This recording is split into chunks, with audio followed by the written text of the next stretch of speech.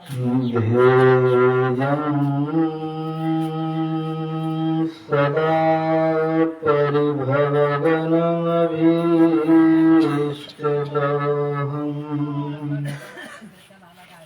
तीर्थास्पदं शिवविरञ्जनतं शरण्यम् मृत्युहारतिहं प्रणतपालभवाधिपोतं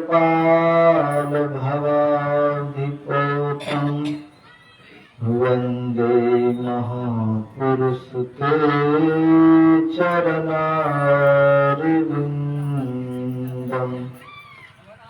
आदिगुरुदेव अनादिगुरुदेव अनंत गुरुदेव अखिल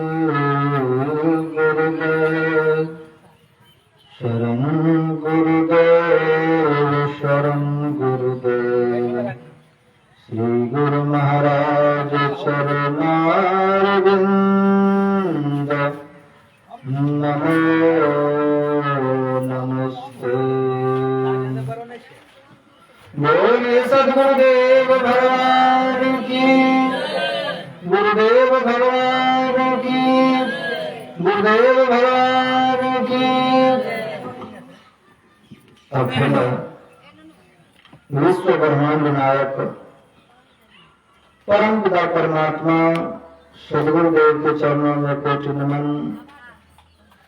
मंचस्थ समासन साधु समाज, उपस्थित धर्म प्रेमी सज्जनों, भक्तिमती माता एवं आदरणीय ग्रामवासियों, आप सबको विदित है यह 2 दिवसीय आज का सत्संग और कल सुबह का होना तय हुआ है। उपलक्ष्य है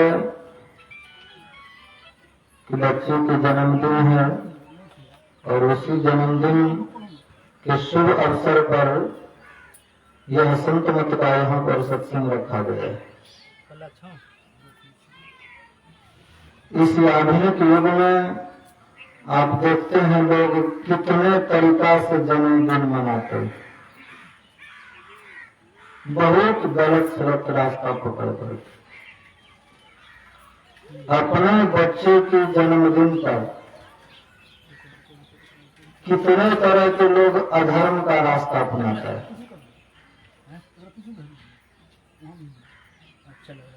चाहते हैं अपने बच्चों का भविष्य उज्जवल हो,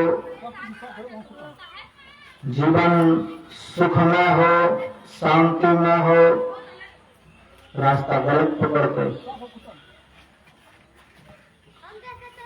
प्रत्येक सनातन धर्म में जितने व्रत हैं, त्योहार हैं, ये होली का समय लगभग आ ही चुका है और इसमें देखिए कितने अधर्म का रास्ता पकड़ता है। ये होली भक्तों के विजय का दिन। प्रहलाद जैसे भक्तों को विजय की प्राप्ति हुई थी।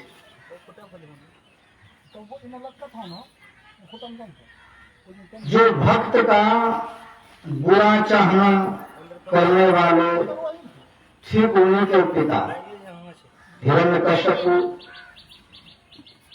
और प्रहलाद जी का विनाश करने की इच्छा रखने वाले उन्हीं की बुआ प्रहलाद जी वही चाहते थे कि प्रहलाद को मैं समाप्त कर दूं, गोद में लेकर के अग्नि में बैठा। उसी का नाम होलिका। तो भक्तों का कुछ भी नहीं बिगड़ा, भक्तों का विनाश करने वाले स्वयं विनाश गए।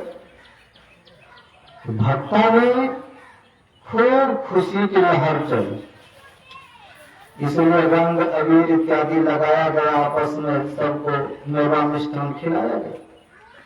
ये हमारा होली को दिन, लेकिन इस होली को दिन को आसुरी संप्रदाय वाले लोगों ने शराब पीने वाला दिन बना दिया, बनाया भांग पीने वाला दिन बना दिया, कितना खराब कर दिया।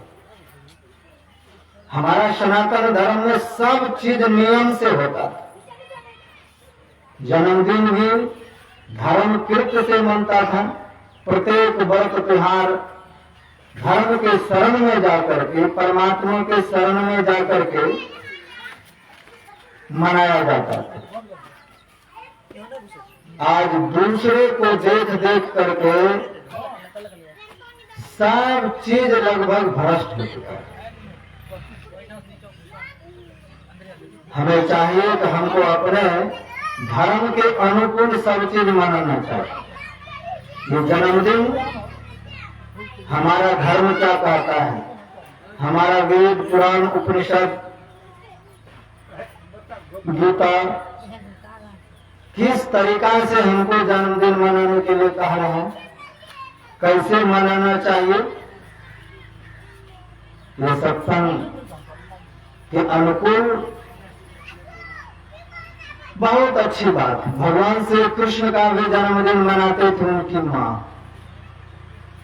तो वृंदावन में क्या होता था, सब माताओं को बुला करके सब गीत गाते थे भगवान, मगन होकर के भोज भात होता था। अपने पुत्र की भलाई के लिए यशोदा मैया स्वयं जाकर के यमुना में दीप दान कर आती थी, दीपक देते। तो घी का दीपक जलाना अच्छी बात, अपने देव के पास, अपने गुरु के पास घी का दीपक जलाना चाहिए। और आजकल कितना बेढंग तरीका हमारे घर में घुस गया है जन्मदिन मनाने। देखते हैं केक आता है, उसमें मोमबत्ती, जितने वर्ष का बच्चा है उतने मोमबत्ती डाला जाता है। और वह मोमबत्ती किस चीज का बना है, इतने पशु जो मर रहे हैं उन्हीं के चर्बी, उसी को उसमें डाला जाता है। तो कहा इतने हमारे धर्म में दूसरे धर्म के लोगों ने इतने तरह की चीज को प्रवेश कर दिया है। ये ईसाइयत, उनमें ये सब मनाया जाता है। अंग्रेज लोग और हमारे धर्म में है, कोई दीपक जल रहा हो तो उसको मुंह से नहीं फूंक सकते, अशुभ माना गया है। लेकिन प्रत्येक जन्मदिन पर यही होता है। आप देखिए, मुंह से फूंक करके बुझाना, फिर एक दूसरे के मुंह में लपेटना, फिर जूठा एक दूसरे को खिलाना। जन्मदिन का वो बेकार सबसे घटिया है काम। जन्मदिन से खुश होना चाहिए, अच्छी बात है, खुशी मनाना चाहिए, भगवान गुरु का आशीर्वाद लेना चाहिए, सब दिन से होता है। यह जन्मदिन इसी बच्चे आज्ञा के उपलक्ष्य में रखा गया है। नाम भी सुंदर और अर्थपूर्ण है, आज्ञा, आदि शक्ति, दुर्गा। और द्वितीय नाम है, बढ़िया नाम है, अच्छा नाम है।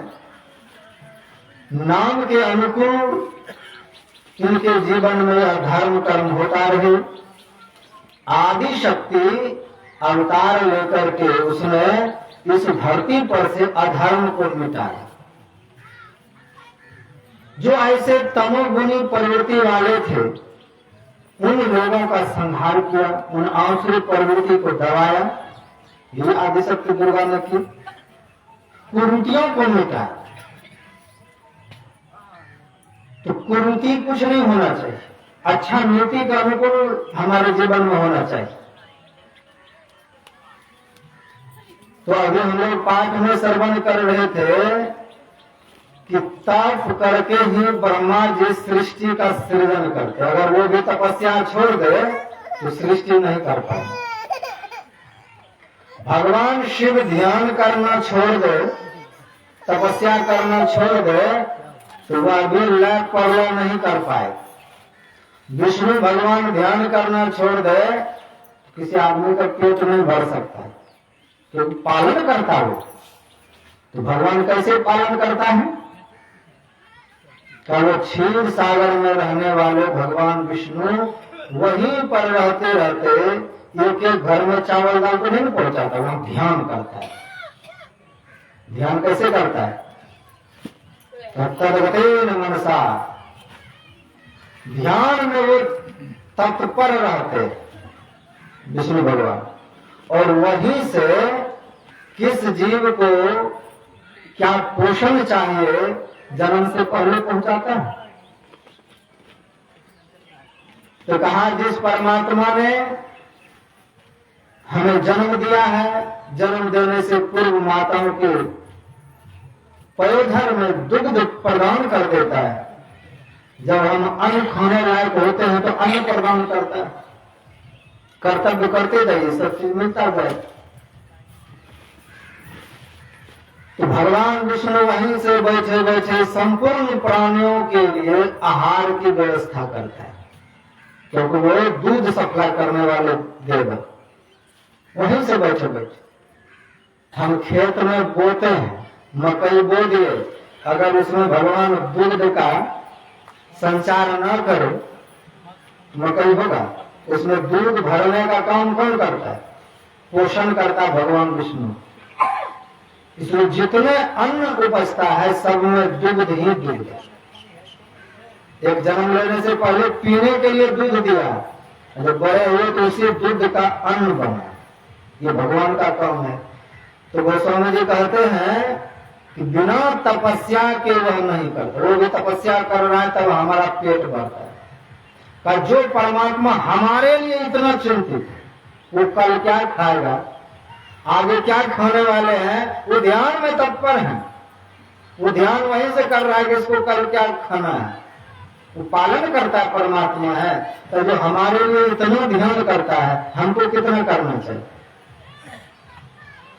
जिसने हमको सब चीज दिया और दे रहा है। शंकराचार्य महाराज कहते हैं शरीरम स्वरूपम, जिसने इतना सुंदर शरीर दिया। आप कहेंगे दिया कैसे? और दिया नहीं तो हमको भी गाय बैल बना सकता, लेकिन इतना सुंदर शरीर दिया। शरीरम स्वरूपम तथावत कलत्रम, कहा जो पुरुष तपवान होगा अथवा जो स्त्री तपस्या करेगी, उसको उस तप के आधार पर ही उसको वर मिलता है। वो कितना पवित्र है, कितना धर्मवान है, उसी के अनुकूल उसको पति मिलता है। इसलिए शंकराचार्य जी कहते हैं शरीरम स्वरूपम, जिसने हमको इतना सुंदर शरीर दिया, तथा वो कलत्रम, घर में पत्नी दिया, स्त्री को पुरुष दिया, तप के आधार पर दिया। जितना आपने तपस्या किया है, जैसा किया है, उसी के आधार पर आपको घर भी मिला है, उसी के आधार पर वर भी मिला है, उसी के आधार पर संतान मिलेगी। यशस चारु चित्तम, तो उतने ही आपको यश मिला है जितना आपने तपस्या किया। ज्यादा तप करेंगे तो आपका यश भी बढ़ेगा खूब। जितना किए हैं, कोई थोड़ा सा किया तो गांव भर के लोग जानते हैं अच्छे लोग, कोई खूब किया है तो जिला भर के लोग जानते हैं कि बहुत अच्छा आदमी, कोई खूब तपस्या किया है उसको पूरा राज्य जानता है, कोई महान तपस्वी है पूरा देश जानता है ये कितना बड़ा तपस्वी है। तप के आधार पर कीर्ति फैलती है। जिस जगह तपस्या खूब है उसको विदेश में भी लोग जानते हैं। तो आपके भीतर तपस्या होगी, तपस्या के बल पर ही आपको सुंदर शरीर, संसार में जो कुछ भी मिल रहा है आपके तप के आधार पर मिला है। आपने कितना तपस्या की, व्यर्थ में कुछ नहीं मिलता है। शरीरम स्वरूपम तथा व कलत्रम यशस चारु चित्तम धनम, आपको जो धन मिला है आपके तप भी उसमें शामिल।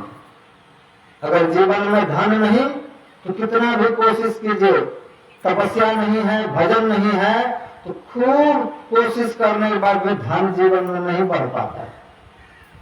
तो धन भी आपके तप के आधार पर मिला हुआ, इसलिए कहा तप से राज।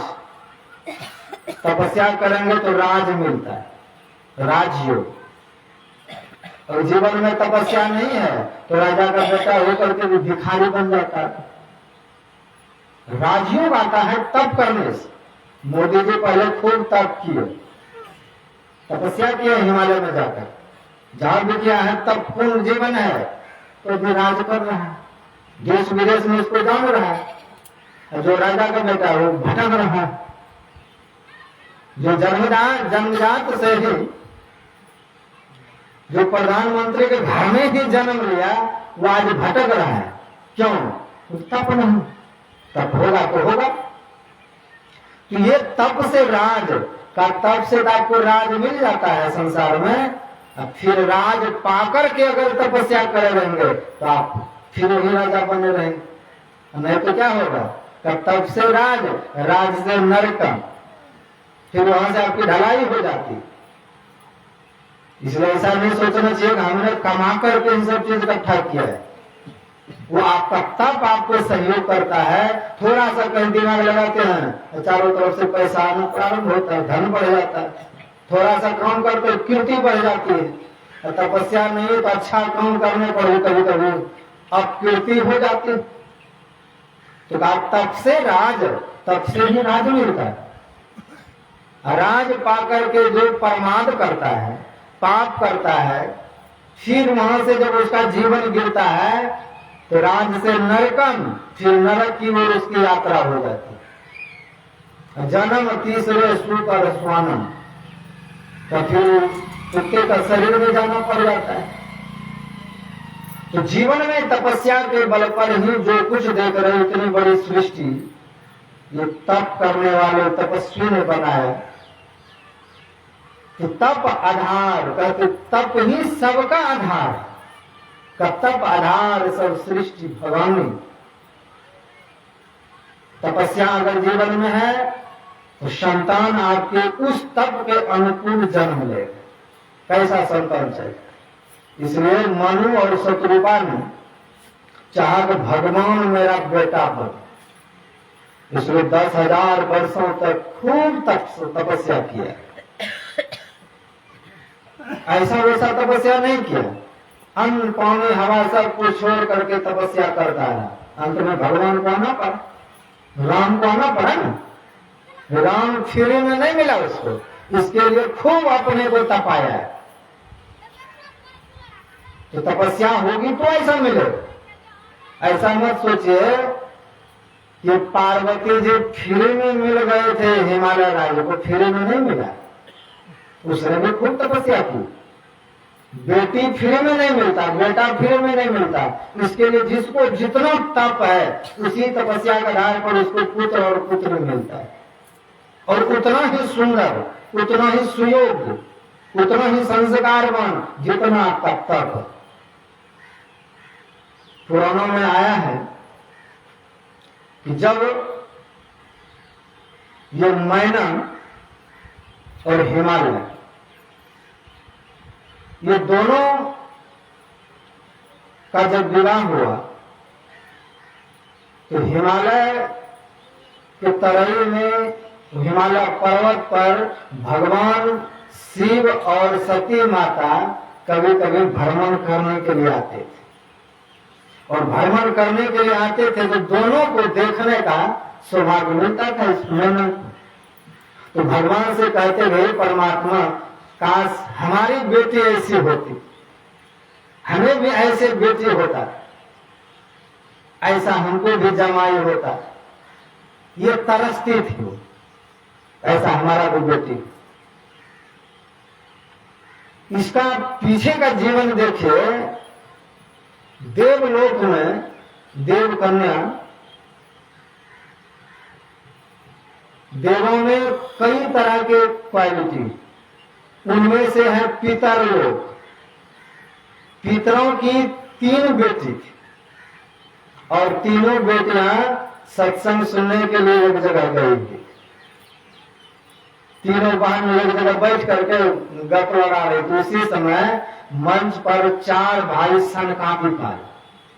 चारों भाई सनकापी के जब मंच पर आए तो सब खड़े होकर के बड़े स्वागत सत्कार किया और वो तीनों बहन गप लगाती रही। तो सनकादिक ऋषि ने देखा कि इतने बड़े बाप की बेटी, पढ़ी लिखी, संस्कारवान है, संस्कारी है तीनों, और इनको इतना भी ढंग नहीं है कि कुछ करके स्वागत करें। तो सनकादिक ऋषि ने तीनों को खूब डांटा कि हम लोग मंच पे आए, तुम वहां गप लगा रही हो, जाओ मैं श्राप देता हूं कि तुम अब देव कन्या नहीं रहोगी। तो तीनों बड़े दुखी हो गए, रोने लग गए कि महाराज थोड़ी सी गलती हुई, आपको नहीं देख पाए, गप में लगी रही। तब तुम तीनों धरती पर जाओ और धरती पर जा करके ऐसी तपस्या करना, ऐसी तपस्या करना कि तुम्हारे तीनों के गर्भ से आदि शक्ति ही जन्म ले। और आदि शक्ति जब जन्म ले, उनका विवाह किसी साधारण व्यक्ति से नहीं हो, उनका विवाह भी होगा तो इसके लिए भगवान को अवतार लेना पड़ेगा। अब जब तुम अपनी बेटी के सुयोग्य वर, अपने जमाई दोनों को जब तुम देखोगे, तब तुम्हारा उसी श्राप मुक्त होगा। इसमें जाओ धरती पर तपस्या करो। तो तीनों श्राप के वशीभूत होकर के धरती पर आए। एक बन गई मैना, और मैना का विवाह हिमालय राज से हुआ। तो हिमालय राज सदैव शिव और सती माता को देख करके तरसते रहते थे कि काश ये मेरी बेटी होती, ऐसा मुझे भी जमाई होता। बहुत तरसती। और संयोग से हुआ सती माता से गलती हुई, और गलती का परिणाम ये हुआ कि अपने पिता के यज्ञ में जाकर के शरीर को सुहा कर ली। और सुहा जब कर ली तो बड़ा दुख हुआ। इसको दुख हुआ तो सोचा तब शिव तो अकेला, शिव भी तपस्या करने चले गए और सती भी शरीर त्याग दी है। अब हमें तपस्या करना चाहिए। कि हिमालय राज उल्टे लटक कर पेड़ में उल्टे लटक गए, नीचे बहुत बड़ा हवन कुंड खोदा और उसकी पत्नी बैठ करके तपस्या कर रही है मैना। उस अग्नि में हवन करते हैं सामग्री, और उससे जो धुआं निकलता है, उल्टे टंगे हुए हैं वह, उस धुआं को पीते हैं और आदि शक्ति जगदम्बा का ध्यान करते हैं, हे जगदम्बा प्रगट लो, फिर वे नहीं हो रहे। तो पैर में जो बंधी हुई 100 रस्सी में लटक रहे थे। तो कहते हैं अपने पत्नी से देवी, लगता है कि आदि शक्ति प्रगट नहीं होगी, इसलिए तुम तलवार उठाओ, जब मैं 100 वर्ष भजन करूं, अगर न प्रगट होती एक रस्सी को काट लेंगे।